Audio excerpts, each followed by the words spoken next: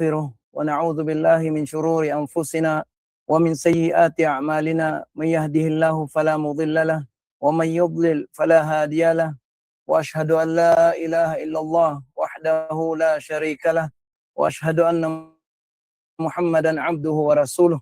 أما بعد، فإن أصدق الحديث كتاب الله، وخير الهدي هدي محمد صلى الله عليه وسلم، وشر الأمور محدثاتها، وكل محدثة بدعة، وكل بدعة ضلالة، وكل ضلالة في النار. Mga kapatid ko sa pananampalatayang Islam, ang lahat ng papuri at pasasalamat ay para kay Allah lamang. Pinupuri natin si Allah subhanahu wa ta'ala at pinasasalamatan natin siya sa lahat ng mga biyayang ipinagkaloob niya sa atin. At tayo ay nagpapasalamat kay Allah subhanahu wa ta'ala, ginabayan tayo na maging isang Muslim. Sa isang Muslim, karapat dapat lang sa araw at gabi siya ay lubos na nagpapasalamat kay Allah dahil sa ito ay malaking biyaya sa kanya na siya ay ginabayan ng Allah subhanahu wa ta'ala na maging isang Muslim. Mga kapatid, kung titingnan natin, ang daming ipinagkaloob sa atin ng mga biyaya. Itong buhay natin, itong lakas, anumang material na bagay na biyayang ipinagkaloob ni Allah, ito ay mawawalan ng saysay kung wala ang biyaya ng Islam sa atin. At kung titingnan natin, ito ang dahilan kung bakit tayo nandito sa mundo. At alam natin, kagaya ng madalas nating naririnig na ayah na paalala sa atin, ang layunin ng pagkalikha sa atin ni Allah subhanahu wa ta'ala ay upang sumamba lamang sa Kanya, upang kilalanin lang ang tunay at nag-iisang Diyos, at yun ay si Allah subhanahu wa ta'ala. At tayo rin ay nagpapasalamat kay Allah subhanahu wa ta'ala. Binigyan tayo ng pagkakataon kagaya ng ngayong araw na mapag-aralan natin ang tungkol sa akida. Ito ay paniniwala patungkol sa lahat ng mga bagay na hindi natin nakikita o hindi natin alam, o sa paniniwala natin patungkol kay Allah subhanahu wa ta'ala. So ang ating pag-aaralan sa buong semester na ito ay ang libro na isinulat ni Sheikhul Islam Ibn Taymiyyah rahimahullah na pinamagatan niya Al-Aqidatul Wasitiyah. Subalit, nung tiningnan ko sa iksi ng panahon, siguro summarize na lang ang mapag-aralan natin mula sa librong ito. Pipiliin na lang natin ang mga pinakamahalagang paksa dahil hindi kayang ubusin natin o di kaya tapusin natin ang buong libro na pag-aralan. Inshallah, sa abot ng ating makakaya, pag-aralan natin kung ano yung mahalagang paksang natalakay ni Sheikhul Islam sa librong ito. Una, kagaya sa ito ang una nating pagkakaroon ng pag-aaral sa akida, dapat nating malaman kung ano ba talaga ang ibig sabihin ng akida. Kasi ito ay madalas nating naririnig at ito rin yung pamagat ng libro. So ang akida mula sa salitang aqada, ya'qidu aqadan. Ibig sabihin, ang aqada, sabi ng mga ulama ul-lugha, ar-rabtu wasyaddu wal-ihkamu wat-tawthiqu was-sabat. Nandyan din naibigay ko yung yung kanina yung PDF ng mga ito. Ang aqada, literally, nangangahulugan ito ng ar-rabt. Ibig sabihin, pagtatali, o di kaya asyad, o di ang ibig sabihin paghihigpit, o di kaya al-ihkam, ibig sabihin pagpapatibay, at tawthiq, matibay na pagkakabigkis, at ang sabat, katatagan. So kung iisahin natin itong literal na kahulugan na ito, ay ibig sabihin ay ang paghihigpit, o di kaya pagtatali o pagtitibay nito. Kaya nga kung sasabihin ng isang tao, akad al-habla, ibig sabihin itinali niya talaga ng mahigpit ang lubid. O di kaya sasabihin ng isang tao, i'taqada syai'a biqalbihi. Ibig sabihin, ang pagkasabi noon ay matibay niyang pinaniniwalaan ng kanyang puso ang naging tiyak at naging tiyak siya rito. Ibig sabihin ay nasa puso ng isang tao kung saan nakalagay ang akida. So sabi ng mga ulama, sa istilahan o di kaya sa terminolohiya, ang akida ay nangangahulugan siya ng dalawang pangangahulugan. ay una, bima'na al-'am, ibig sabihin pangkalahatang kahulugan, ito yung sinasabi ng mga ulama, huwa ma ya'taqiduhu al-mar'u wa yadinu bihi sawa'un kana haqqan aw batilan. Ang ibig sabihin nun, ito ay anumang pinaniniwalaan ng isang tao at itinuturing niyang bahagi ng kanyang relihiyon o pananalig, maging ito man ay katotohanan o kamalian. Yun ang pangkalahatang kahulugan ng akida. Ibig sabihin, anuman ang tunay na pinaniniwalaan ng isang tao at saka itinuturing niya na ito ay ang kanyang relihiyon, maging ito man ay totoo o maging ito man ay mali, yun ay pangkalahatang kahulugan ng akida. At ang pang-istilah al-khas, ibig sabihin, pang-Islamikong terminolohiya, ito yung sinasabi ng mga ulama, al-imanul jazimu bima yajibul imanu bih. Ito ang tiyak na matibay na pananampalataya sa lahat ng bagay na obligadong pinaniniwalaan mula sa ibinalita ni Allah subhanahu wa ta'ala. Ulitin ko, al-imanu jazimu bima yazibul imanu bihi mimma akhbar Allah ta'ala bihi fi kitabih aw akhbara bihi rasuluhu sallallahu alaihi wasallam. Ibig sabihin, ang tiyak na at matibay na pananampalataya sa lahat ng mga bagay na obligadong paniniwalaan ng isang Muslim mula sa anumang ibinalita ni Allah sa kanyang libro. Ibig sabihin sa banal na Quran o di kaya ibinalita ni Propeta Muhammad sallallahu alaihi wasallam min usulil iman wa umuril ghaib. Kabilang sa mga pangunahing usapin ay ang iman at ang mga bagay na hindi natin nakikita. At tapos sabi niya, min ghairi syakkin wala taraddudin. Ibig sabihin ng walang pag-aalinlangan at pagdududa. So ito yung akida. Ang akida ay nasa loob ng puso ng isang tao na kung saan wala talaga siyang pag-aalinlangan, walang pagdududa, at talagang 100% ang kanyang paniniwala kung ano ang sinabi sa banal na Quran patungkol sa mga bagay na lingid, lalo na patungkol sa mga katangian ni Allah subhanahu wa ta'ala. At kung ano rin ang sinabi ni Propeta Muhammad sallallahu alaihi wasallam sa mga ahadis as-sahiha na sinabi ni Propeta Muhammad patungkol sa katangian ni Allah o anumang patungkol sa mga ghaib, sa mga bagay na hindi natin nakikita, kagaya ng paniniwala natin sa mga anghel, sa arkanul iman, kabilang doon sa paniniwala natin sa akida. Kaya kung titingnan natin ang akida, at ito ay nabanggit din ni Sheikhul Islam Ibn Taymiyyah sa libro niyang Al-Aqidatul Wasitiyah, at inshallah ito ay mapag-aaralan natin, sinabi niya rin doon na kabilang sa ating akida ay ang paniniwala natin kay Allah subhanahu wa ta'ala at paniniwala natin sa kanyang mga anghel at paniniwala natin sa lahat ng mga kasulatan, banal na kasulatan na ipinababa niya para sa atin, at ang paniniwala natin sa lahat ng kanyang mga sugo at propeta, paniniwala natin sa araw ng paghukom, at paniniwala natin sa tadhana, maging ito man ay mabuti o anumang masama. So ibig sabihin, ang akida ay malawak na kahulugan ng paniniwala ng isang Muslim. So kung titingnan natin yung pag-aaral patungkol sa akida, mula pa ito sa lahat ng mga propeta, ito ay naituro na nila.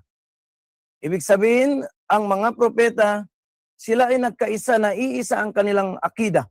Kagaya ng sinabi ni Propeta Muhammad sallallahu alaihi wasallam, al-anbiya'u ikhwatun li'allat, ummahatuhum syatta, dinuhum wahid. Sinabi ni Propeta Muhammad sallallahu alaihi wasallam, ang mga propeta ay magkakapatid sa ama, ngunit magkakaiba ang kanilang mga ina at ang kanilang relihiyon ay iisa. So ibig sabihin, mula sila sa iisang ama, maaring sabihin natin mula kay Propeta Adam alayhi salam o di kaya mula kay Propeta Ibrahim alayhi salam, at sila ay ngunit sila ay nagkakaiba sa henerasyon. Ibig sabihin, ang pinakapanghuling propeta ay si Propeta Muhammad sallallahu alaihi wasallam, bagamat sila ay mula sa iba't ibang henerasyon, ang kanilang relihiyon, ang kanilang akida, ang kanilang paniniwala ay iisa. So, dahil dito, sinabi rin ni Allah subhanahu wa ta'ala sa banal na Quran, وَلَقَدْ بَعَثْنَا فِي كُلِّ أُمَّةٍ رَسُولًا أَنِ اعْبُدُوا اللَّهَ وَاجْتَنِبُوا الطَّاغُوتَ. So, ang una, ang akida natin ay ang paniniwala sa kaisahan ni Allah subhanahu wa ta'ala at ang paglayo sa lahat ng mga Diyos-Diyosan. So, sa panahon ni Propeta Muhammad sallallahu alaihi wasallam, nung siya ay buhay pa kasama ang mga sahaba, ang lahat ng mga sahaba ay nagkakaisa sa iisang akida, sa iisang pinaniniwalaan, wala silang pagkakaiba-iba.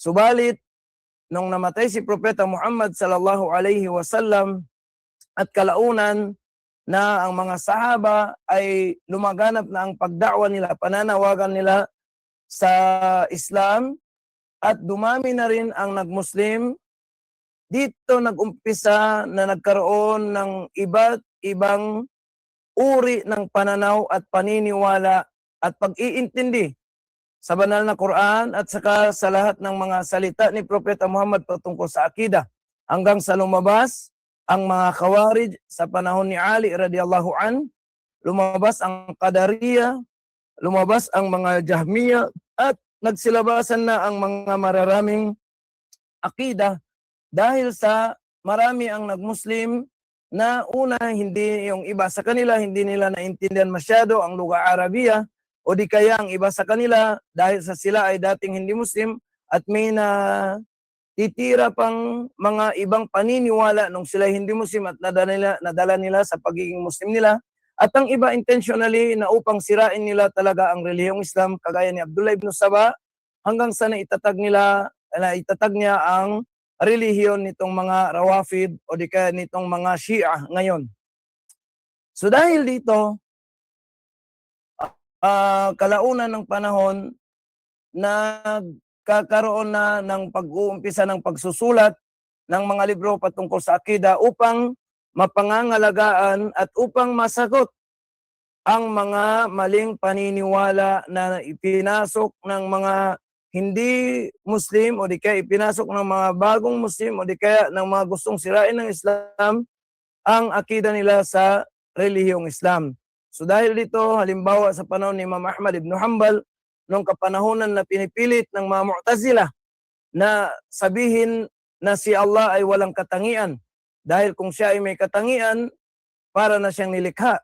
So dahil dito, hanggang sa nagkaroon ng mga debate ang mga Ahlus Sunnah wal Jamaah at laban sa mga akida ng mga ito.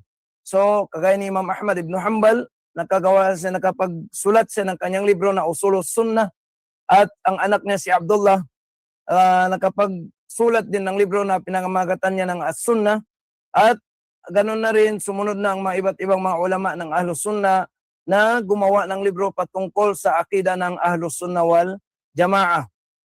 At yung iba sa kanila, kagaya ni Imam Ad-Darimi, gumawa siya ng isang libro na pinamagatan niya Ar-Raddu 'alal Jahmiyah. Ito ay sagot sa mga Jahmiyah na kung saan sila ay ligaw na sekta na nag-aangkin na sila ay mga Muslim. So dahil dito, nagkaroon na ng pag-aaral talaga patungkol sa al-aqida. So, at kung titingnan natin, ang mga ulama ng Ahlus Sunnah wal Jamaah talagang nagsusumikap sila hanggang sang iba sa kanila ay nakulong sa pagdepend, sa pagtatanggol ng sunnah ni Propeta Muhammad sallallahu alaihi wasallam, sa pagtatanggol ng akida, yung akida salima, akida sahiha. Ang iba sa kanila hanggang sa pinatay dahil lang sa pagtatanggol sa akidang ito ay ang akida ng Ahlus Sunnah wal Jamaah. So madalas nating naririnig ang Ahlus Sunnah wal Jamaah. Ano naman ang Ahlus Sunnah wal Jamaah? So kung titingnan natin, ang sunnah ay ito ay mula sa salitang as-sunnah ay at-tariqa was-sira. Ito ay daan, okay? Ang ibig sabihin niya, at sabi ni Imam Ibn Munzir, sabi niya, as-sunnatu as-siratu hasanatan kanat aw kabihatan. Okay? Ang sunnah sabi niya, ito ay daan. Okay? Pamamaraan. Mabuti man ito o masama. 'Yun ang literal meaning ng sunnah. Pero pag sa istilahan, yun yung sunnah ni Propeta Muhammad sallallahu alaihi wasallam. So, ma'na as-sunnah fi babil i'tikad. Ano bang ibig sabihin ng as-sunnah?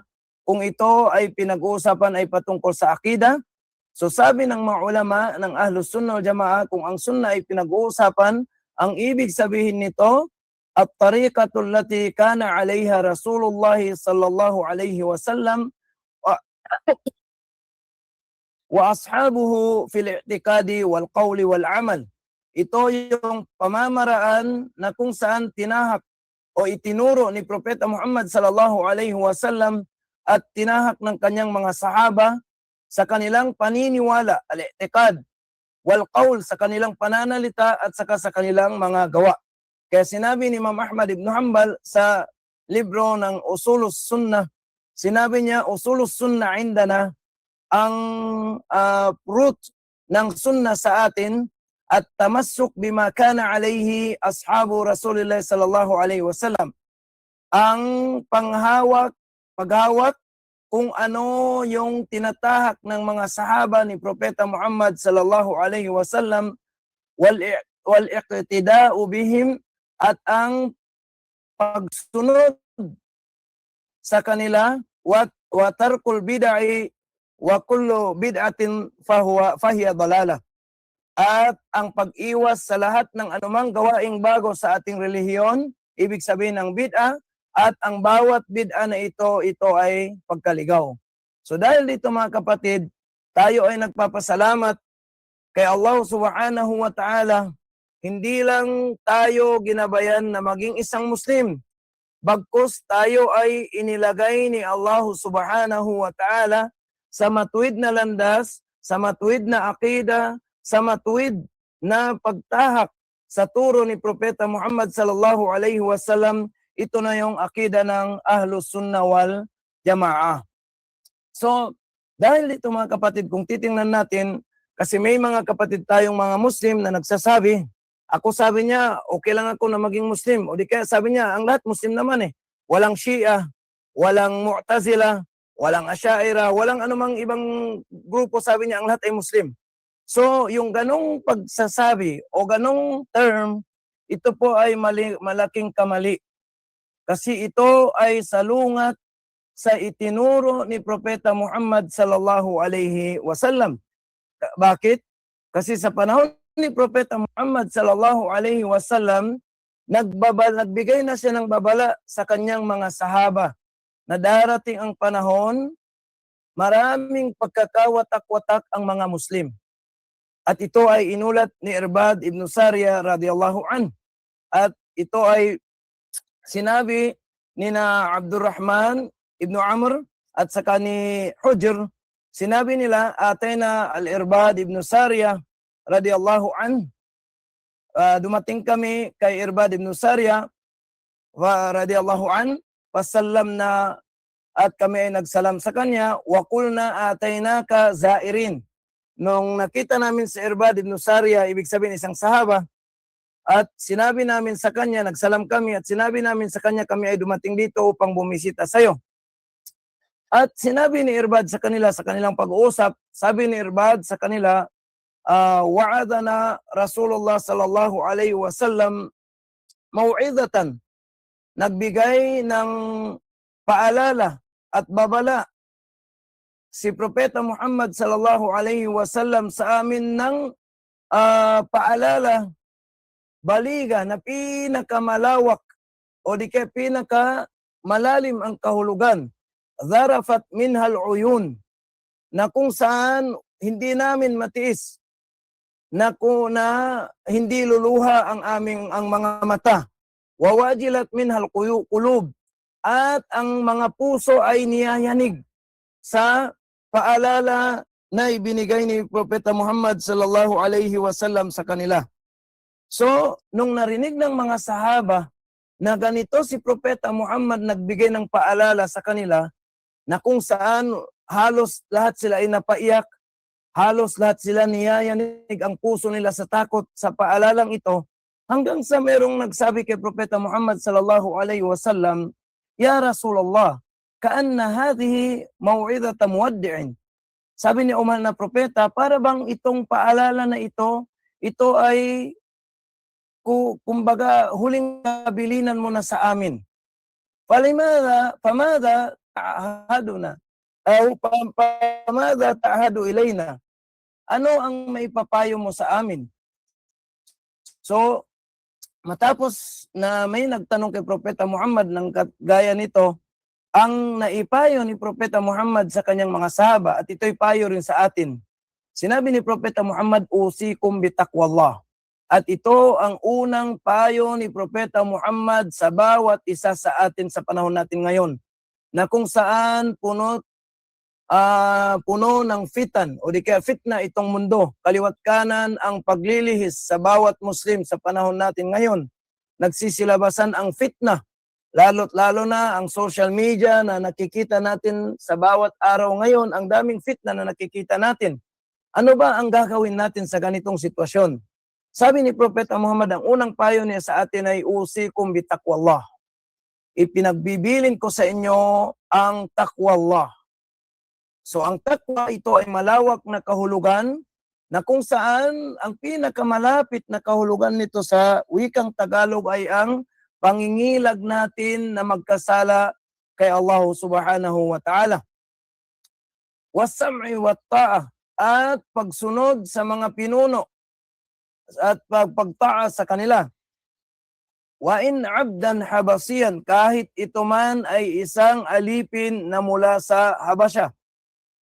Ibig sabihin, ganun kahalaga ang pagsunod natin sa ating mga pinuno.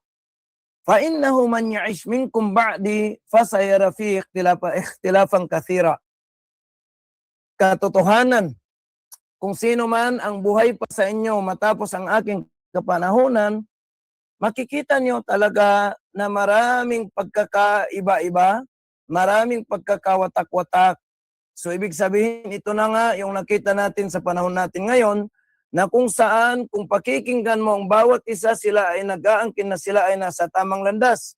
Subalit, kung ikaw naman ay malawak ang pananaw mo, makikita mo na sila ay lumihis na sa turo ni Propeta Muhammad sallallahu alaihi wasallam. Kagaya nga ngayon, itong darating na mga araw, may mga grupo na kung saan sila daw ay nagdiriwang sa pag-alala sa kapanganakan ni Propeta Muhammad, samantala hindi man naman ginawa ni Propeta Muhammad sallallahu alaihi wasallam. At marami pang mga gawain na kung saan taliwas na sa turo ng Islam. At ito ay sinasabi nila, ito ay pasok pa rin sa gawain ng isang Muslim. At pagkatapos sinabi ni Propeta Muhammad ang ganitong sitwasyon, sinabi niya sa atin, at ito'y sinabi niya sa kanyang mga sahaba noon, na payo, nung sila ay humingi ng payo, sabi niya, fa'alaykum bisunnati, panghahawakan ninyo ang aking sunnah, wa sunnatil khulafa'il rashidin al-mahdiyina min ba'di, at ang sunnah ng mga apat na mabubuting matutuwid na pinuno. Ito na sina Abu Bakar, sina Umar, sina Uthman, at saka sina Ali radiyallahu anhum ajmain. Abdu alaiha bin nawazid, at panghahawakan ninyo talaga siya ng inyong ngipin.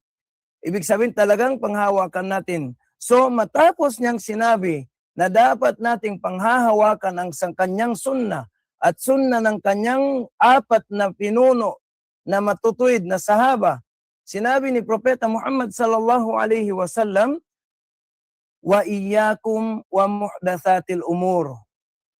At ipinagbibilin ko sa inyo, iwasan nyo ang mga bagong bagay na ipinasok sa relihiyon.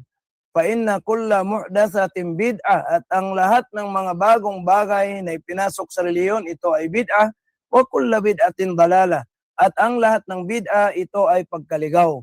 So dahil dito mga kapatid, ang isang Muslim, hindi niya pwedeng sabihin na ang lahat ay Muslim. Pare-pareho lang, hindi.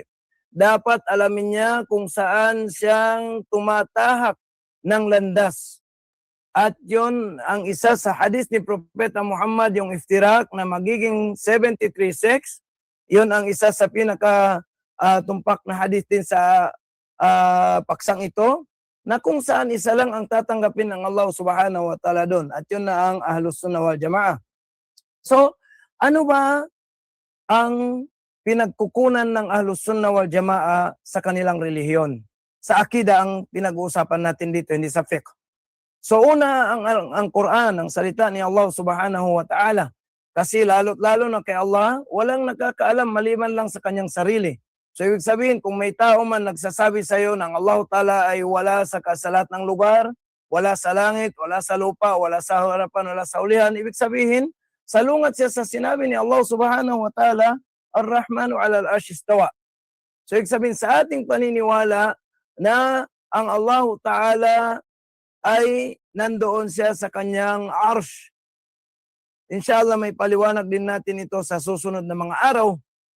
Pero ang punto lang natin dito, kung ano man ang sinabi ni Allah Subhanahu wa Ta'ala patungkol sa kanya, ito ay paniniwalaan natin kung ito ay nakasulat sa banal na Quran. Pangalawa, ito ay nakasulat sa Sunnah as-Sahihah. Nakasulat sa hadith ni Propeta Muhammad sallallahu alaihi wasallam na hadith sahih. Kung ito ay sinabi ni Propeta Muhammad, ibig sabihin ito ay ating paniniwalaan ng walang pag-aalinlangan. So, ang Quran at Sunnah ang ating batayan patungkol sa ating akida ala fahmi as-salaf as-salih o di kaya salaful ummah. Ala fahmi salafil ummah. Ibig sabihin kung ano rin o kung papaano rin ang pag-iintindi ng mga salafus salih. So, naintindihan na natin kung ano yung akida, naintindihan na natin kung ano yung Ahlus Sunnah wal Jamaah, at ngayon, nabanggit ngayon, na ang isa sa batayan ng Ahlus Sunnah wal Jamaah patungkol sa akida ay ang pag-intindi ng mga sila salaful ummah. Sino ba ang tinatawag nating salaf? Ang salaf, literally, ang tinatawag na al-mutakaddimun. Ibig sabihin silang mga nauna. Okay? Yun ang literal meaning. At ang istilahan sa terminolohiyang pangahulugan, ang mga salafus salih, hum ahlul quruni as-salasa al-ula. As-salasa al-ula. Ahlul quruni thalathatil ula, ibig sabihin, sila yung mga taong na sinundan natin mula sa 3 henerasyon na nagkaroon na matapos nung panahon na henerasyon ni Propeta Muhammad at matapos ang kapanahonan ni Propeta Muhammad. Ito ay sinabi rin ni Propeta Muhammad sallallahu alaihi wasallam, khairul qurun karni. Ito yung dalil natin. Sino ang mga salaf? Ito yung binanggit ni Propeta Muhammad na inulat ni Ibn Mas'ud radiyallahu an. Sinabi ni Propeta Muhammad sallallahu alaihi wasallam, khairul qurun karni. Ang pinakamainam na henerasyon ay ang aking henerasyon. Ibig sabihin, henerasyon ng mga sahaba. Thumma alladhina yalunahum. At pagkatapos, ang henerasyon ng mga sumunod sa mga sahaba na ito. Thumma alladhina yalunahum. At pagkatapos, henerasyon ng mga sumunod sa mga sahaba. Ibig sabihin, ang 3 henerasyong ito, dito tayo kumukuha ng pag-intindi ng banal na Quran at pag-intindi ng sunnah ni Propeta Muhammad kung patungkol sa akida. Kasi ang akida, wala nang bagong akida. Wala nang bagong katuruan. So dapat kung ano yung pag-intindi ng sahaba patungkol sa sinabi ni Allah patungkol sa kanyang sarili, ganun din ang pag-intindi natin. Hindi na natin babaguhin at wala tayong karapatan na baguhin kung paano ang pag-intindi ng mga sahaba. So, ulitin ko, ang mga salafus salih na tinatawag natin ay silang nabuhay sa 3 henerasyon na ito. Pero sapat na ba yun? Hindi po. Silang nabuhay pero silang unang henerasyon ay ang mga sahaba. Marami ring nabuhay sa panahon ng mga sahaba, hindi rin silang mga salaf, lalo na mga kuffar. So, ang unang henerasyon, ito yung tinutukoy natin ay ang mga sahaba. So, ibig sabihin, pag binanggit natin ang salaf, ibig sabihin, ang una nating tinutukoy dito ay ang mga sahaba ni Propeta Muhammad sallallahu alaihi wasallam, ang mga tagasunod niya. So, sino ba ang mga sahaba? Dapat din nating alamin. Bilang isang Muslim na Ahlus Sunnah wal Jamaah, dapat alam natin kung sino ang mga sahaba. Maaari po ba akong magtanong sa mga sister ngayon, sino ang pwedeng sumagot? Inshallah, kahit isa lang o dalawa lang. Sino ba ang mga sahaba? Sino ang pwedeng sumagot? Para at least malaman ko rin na nakikinig ang karamihan. Mga sisters, mayroon ba sa inyo na may idea kung sino ang mga sahaba na sinasabi natin? Mga kasamahan ng propeta sallallahu alaihi wasallam. Mga kasamahan. Si Abu Talib, kasama ni Propeta Muhammad sallallahu alaihi wasallam hanggang siya ay namatay. Pero hindi siya tinawag na sahaba. Si Abu Bakar Siddiq, pero pag sinabi nating mga kasamahan ni Propeta Muhammad, so parang hindi tama. Kasi bakit? Kasama ni Propeta Muhammad si Abu Talib. Companions, ganun din, in English lang. Kasi kung companion, si Abu Talib, companion din ni Propeta Muhammad. Kasi siya ang tagatulong ni Propeta Muhammad. Si Sister Marisa, nag-angat siya ng kamay. Ano po si Abu Bakar? Yung sagot? Si Abu Bakar, opo. Pero Si Abu Bakar po. ang ibig kong sabihin, sino ang mga sahaba na sinasabi natin? Mga sahaba kasama o companion? Si Abu Bakar. Okay. Actually, ang tanong ko po dito, sino ang mga sahaba? Hindi po ang pangalan. Kasi kung pangalan, marami ang mga sahaba. Pero tingnan natin po, kasi bakit ko ito binigyan ng diin? Kasi ang mga Shia, marami silang hindi kinikilalang sahaba. Okay po, so para sa kaalaman ng lahat, ang sahaba, sila ang mga na manlakiya ang Nabi sallallahu alaihi wasallam. Okay, ang mga sahaba, una, pwede niyong i-take note, ang mga sahaba, sila ang nakadaupang palad ni Propeta Muhammad sallallahu alaihi wasallam. Ibig sabihin, nagkita sila at nagkaharap at nagkasama kahit isang beses lamang. At least nakasama nila si Propeta Muhammad sallallahu alaihi wasallam. Yun ang una. Pangalawa, sila ay wa'amana bihi at sila ay naniwala kay Propeta Muhammad sallallahu alaihi wasallam. Ang pangatlo, wamata alal Islam at sila ay namatay bilang isang Muslim. Itong tatlo ang katangian. Isa man sa tatlong ito ang nawala, hindi siya pwedeng tawaging sahaba. Maliwanag mga sisters. Ang una, manlakyan Nabi. Sila ang naniniwala, sila ang nakasalubong o di kaya nakadaupang palad ni Propeta Muhammad. Okay, yun ang una.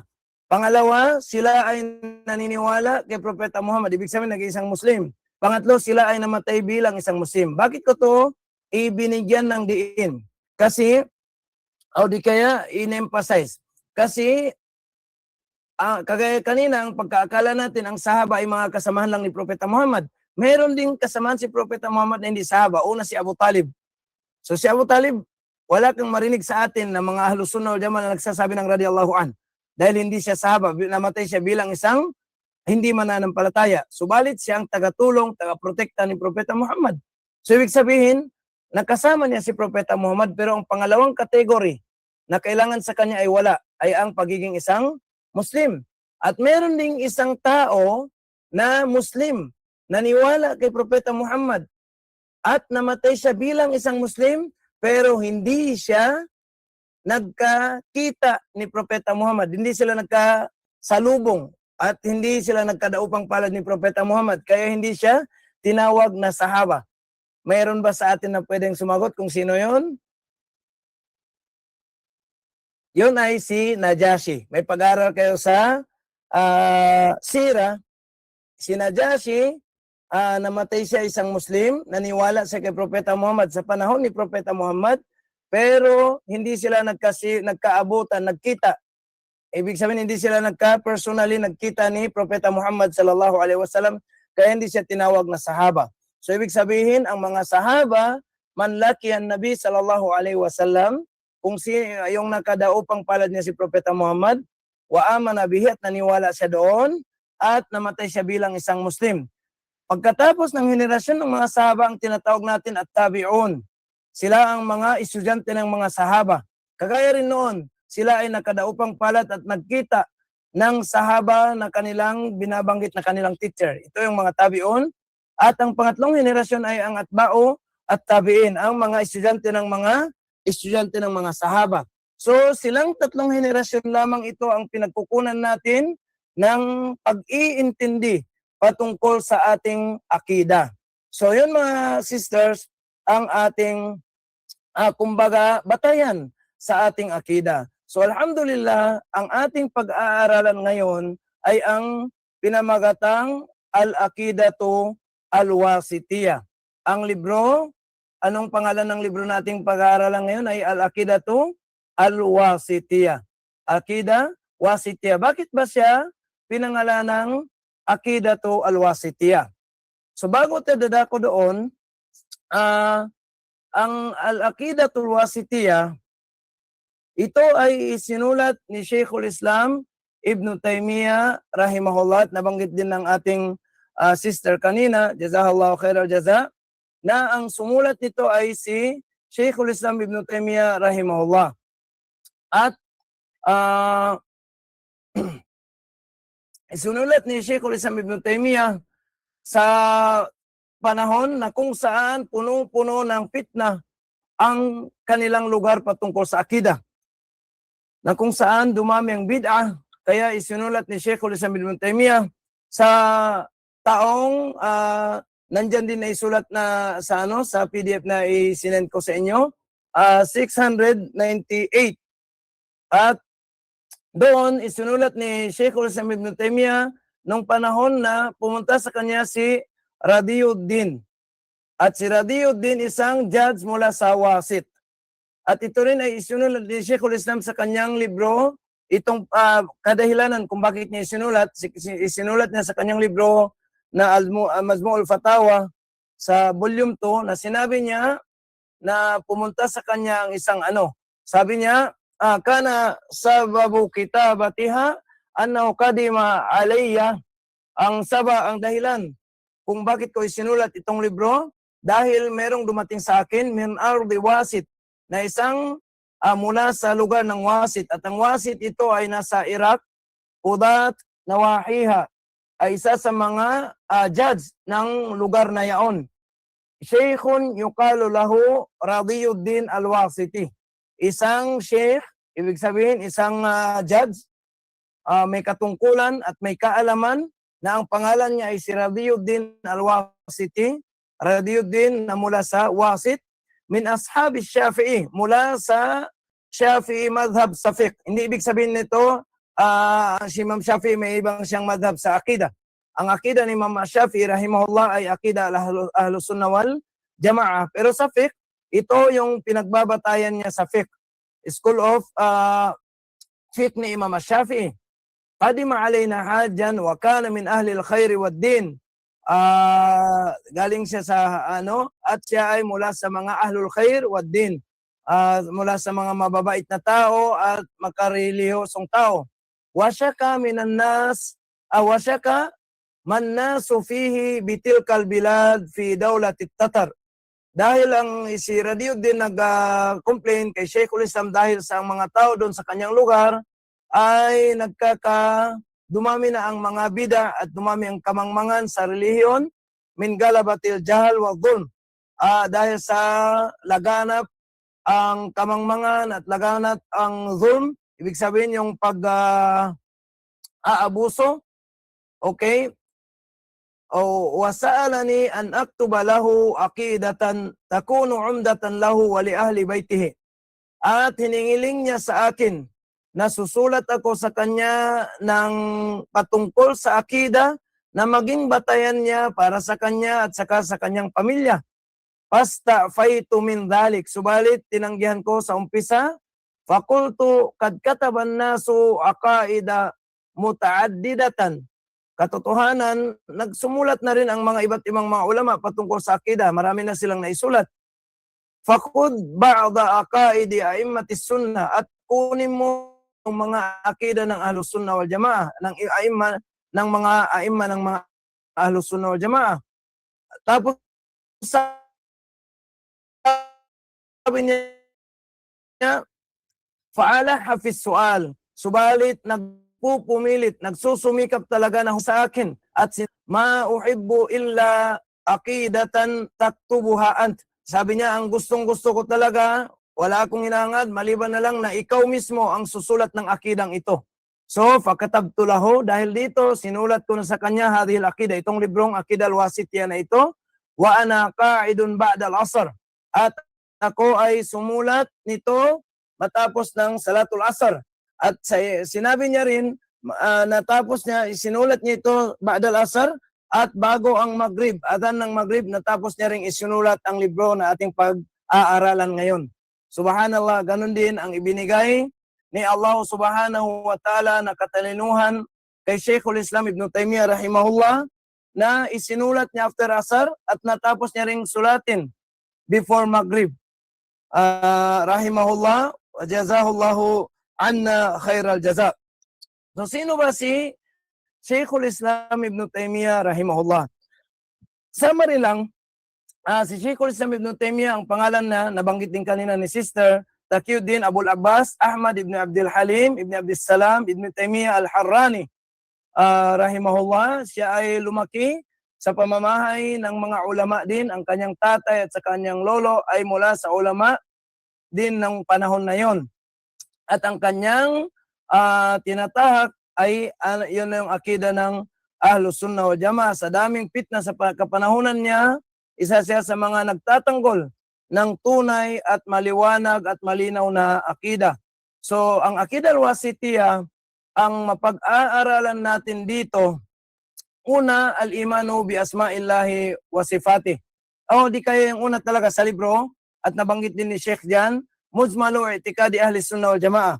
Ang unang mapag-aralan natin sa libro ay ang summarize ng akida ng Ahlus Sunnah wal Jamaa. Kagaya ng sinabi niya sa unang libro niya, I'tikadul Firqatin Najiyah al-Mansura ila Qiyamis Sa'ah.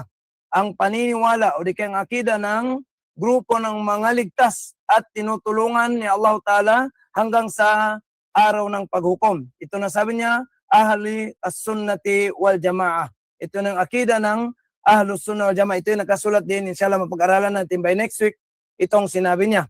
At pangalawa, ang mapag-aralan natin sa Akida al-Wasitiyah, al-Imanu bi asma'illahi wa sifati, ang pananampalataya at paniniwala natin sa mga magagandang pangalan at magagandang katangian ni Allah subhanahu wa ta'ala. Ito talaga ang una nating ma-focus na pag-aaralan dahil maraming mga grupo na nagsilabasan sa lungat dito.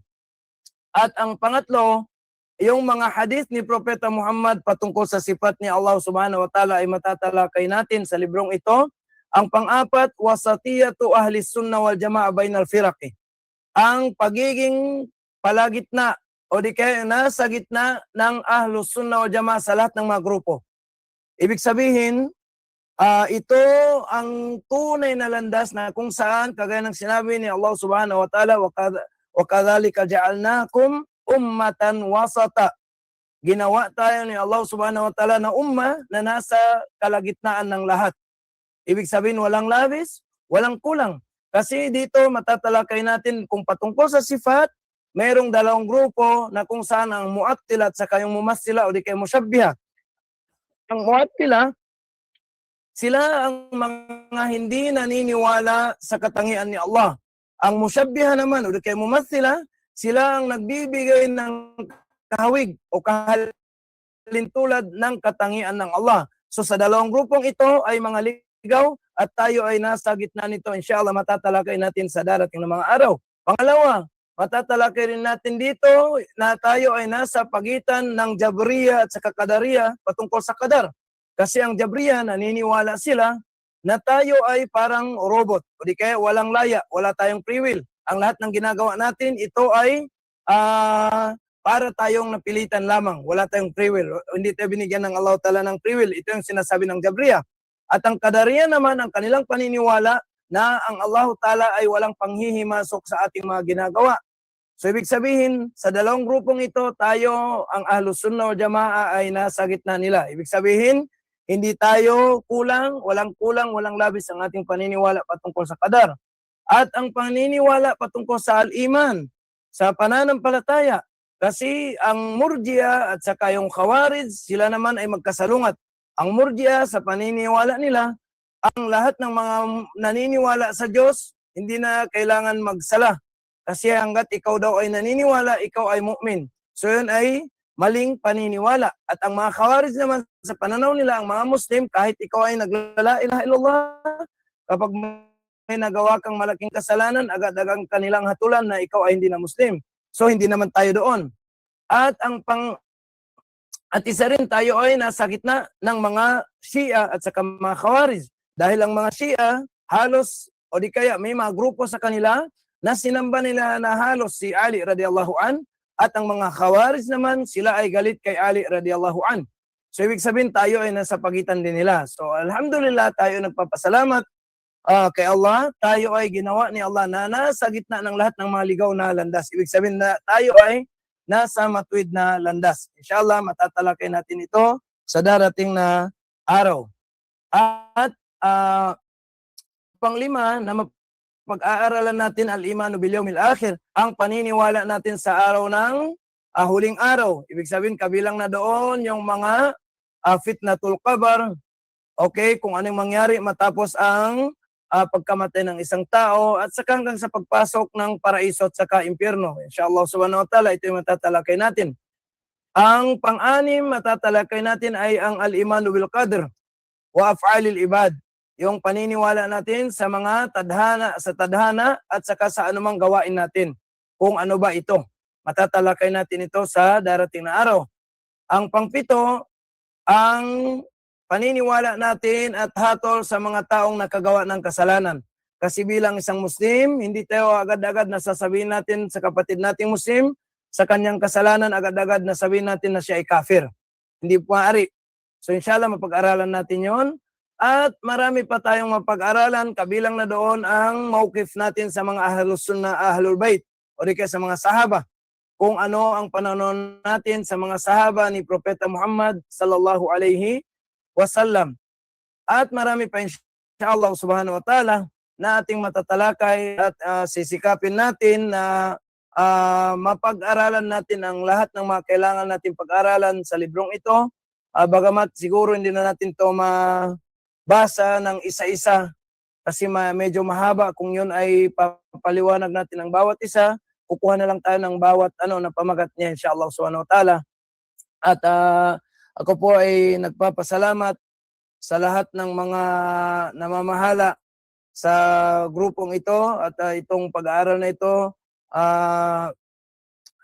lalo na kay Sheikh Abu Ayman, jazahullah khairal jaza, at barakallahu fikum wa fikunna inshallah. Hanggang dito na lang siguro ang ating pag-aaral sa ngayong araw.